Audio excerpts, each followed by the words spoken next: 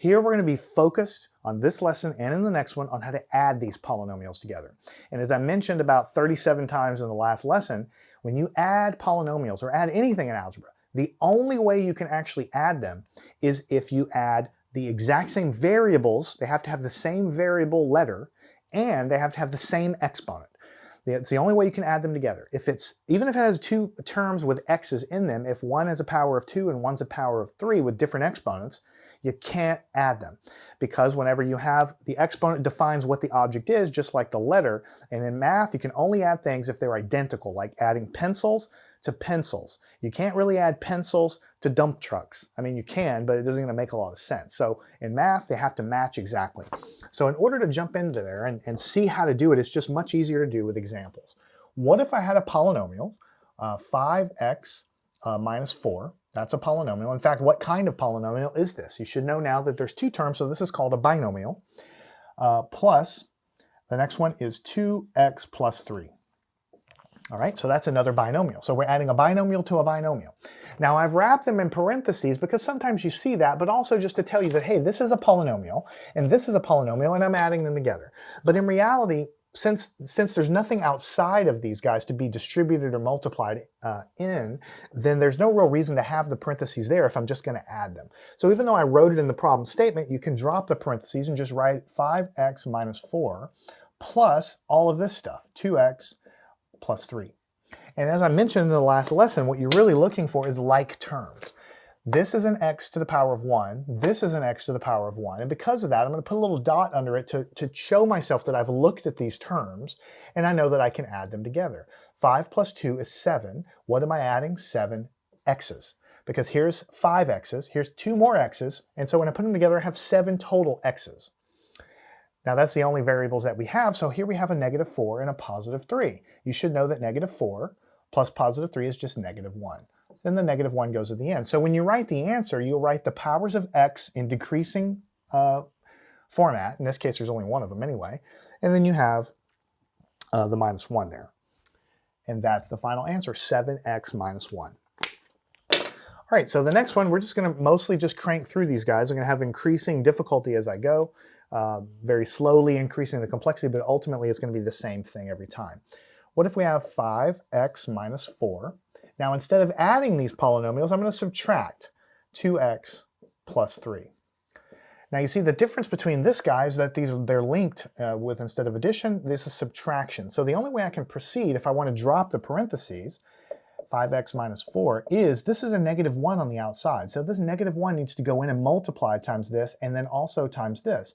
So negative 1 times the 2x is going to give you negative 2x, and the negative 1 times the 3 is going to give you negative 3. Now I can add them. If you just drop the parentheses without distributing it, you won't have the proper signs everywhere and it won't work. So this is a negative 1, you have to distribute it in. Then I start looking for like terms. I have an x term here and I have an x term here. It's 5 minus, don't forget the minus sign, minus 2, which is 3. 3 what? 3 x terms. So that deals with the first part. And then I'm going to just, for clarity, I'm going to write the minus 4 here and I'm the minus 3 here. I'm not going to do that until the next step, just to make it absolutely clear. I have 3x. What's negative 4 minus 3 is negative 7. So it's 3x minus 7. That's the final answer. So you look for x terms that match, and then you look for the numbers that match, and pretty much we're going to be doing the same thing over and over again. No real difference. Let's take a look at the next one. It's going to look more complicated. T to the power of 2 minus 8 times t. Let's see here, minus 7, and then plus t squared plus 5 times t minus 6. Now one thing I'm going to mention to you, I don't always do this, but I'm going to mention it to you. Notice that my plus sign is a straight up and down plus, but all of my t's have this little hook at the end. Hook, hook, hook, hook. I guess you can probably guess why. If you just write your t's as little plus signs, then you're eventually going to get confused. When you have pluses everywhere, you're not going to know if it's the variable t or if it's a plus sign. So a long time ago, I got in the habit of hooking my t's at the bottom. So if I'm dealing with a variable t, I always write it like that. And I would encourage you to do that, because eventually you'll have a large equation with plus signs and t's, and you can see how confusing it would be if you didn't make a distinction there. Now this is a plus sign, so yeah, you're distributing the positive 1 in, but it doesn't make any difference. So what I'll do next is I'll just drop the parentheses. T squared minus 8t minus 7 plus here t squared plus 5t minus 6. And then I look for like terms. The largest power of t I have is the t squared here, and I look for other like terms. Here's another one. This is not a like term because it doesn't have a square. This is not a like term because it doesn't have a square. So I can add these. 1 plus 1 gives me 2. 2 what? 2 t squares. Here's a t square, here's a t square. You add them together and I get 2 of them. Then the next thing I'll do, I'll switch colors to make this a little clear, is I'm going to look for t terms. There's a t term, and then I keep going. Here's another t term. Obviously, I can't add it to the numbers because there's no t's there. But here I have negative 8, right here. Let me think about this. Maybe the best way to do it is to rewrite things. I'll rewrite it again. Let me go ahead and say this is going to be negative 8t minus the 7 plus the 5t. Minus 6. So all I've done here is I've added the t squares, and then everything else is just coming down. I haven't done anything yet. But now I look and say I have the negative 8 and I have the 5t. So what I'll do for that one is I'll say I have the 2t squared. That doesn't change. What is negative 8 plus positive 5? Negative 8 plus positive 5 is negative 3. Negative 3 times t. But I still have these numbers, and let me just carry them on for now. Minus 6. Negative 7 here, negative 6. I'm not going to do this forever, but here in the beginning I think I can do that. 2t squared minus 3 times t. What is negative 7 minus 6? It's going to give you negative 13, because 7 plus 6 is 13, and you have the negatives there. So you have 2t squared minus 3t minus 13. So again, I showed every step, just adding each term along the way. I'm not going to do that forever because eventually it's going to slow you down too much. I mean, I don't like skipping steps, but at the same time, I need to kind of show you how you're really going to do your homework. So in the first few problems, I'll break it out like this, but after a few times, we'll start kind of adding terms in parallel with one another, just to show you how you'll really do it. So we're on to the next page.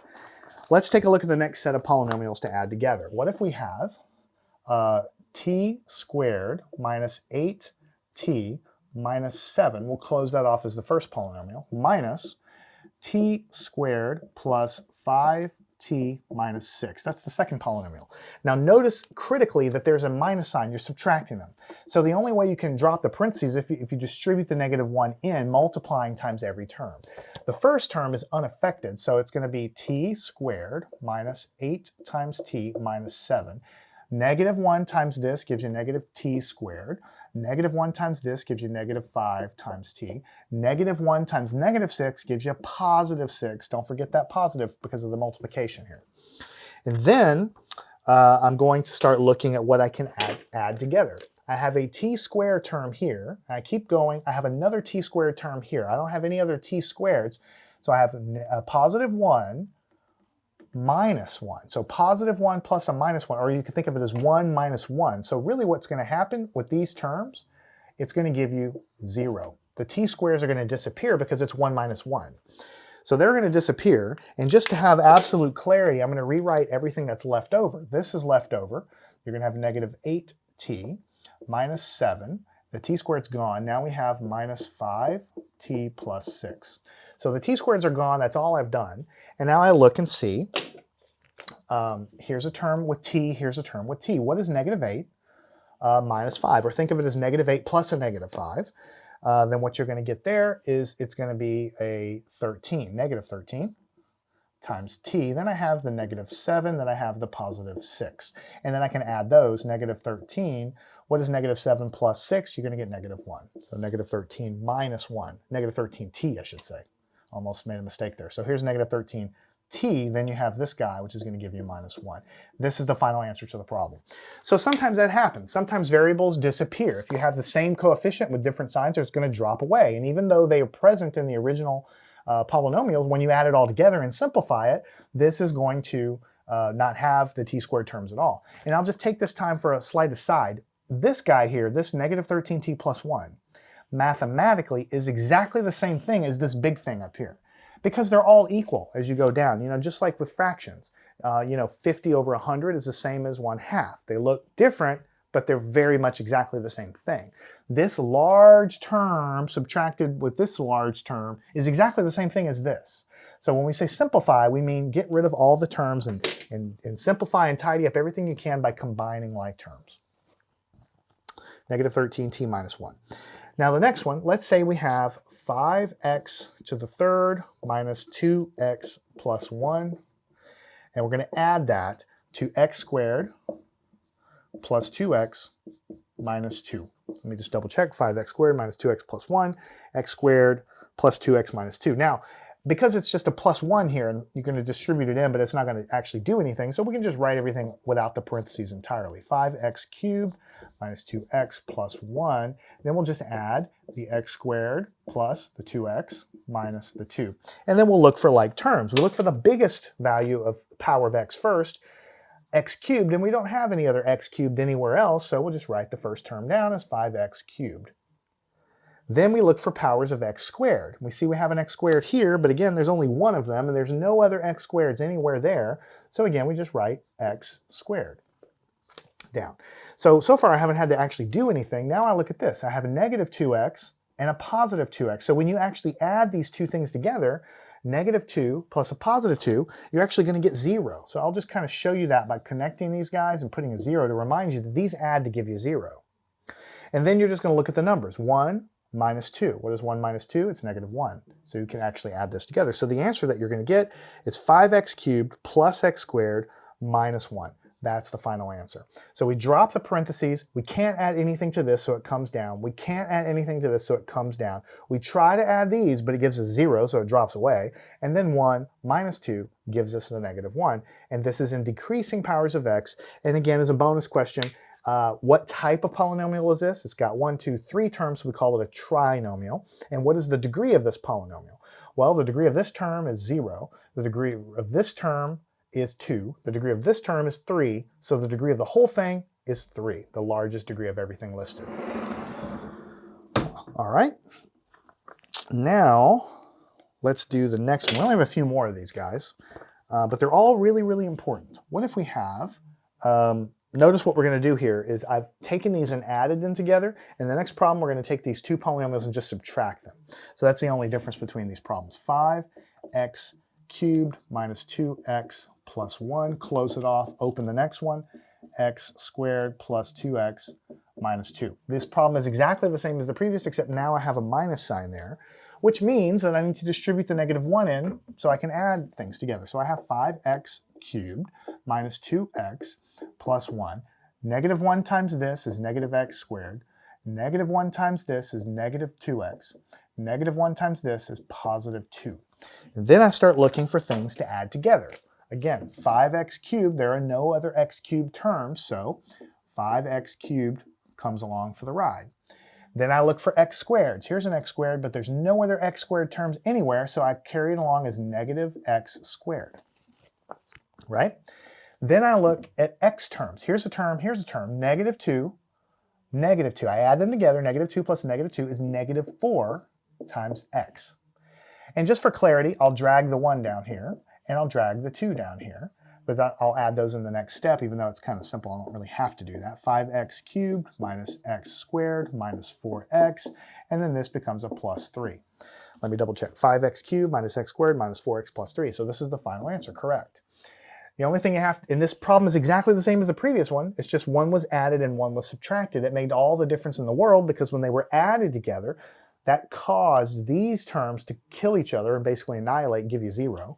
And that didn't happen here, and that's why we have more terms. This is a polynomial, again, of degree 3, the highest degree of all the terms that are present.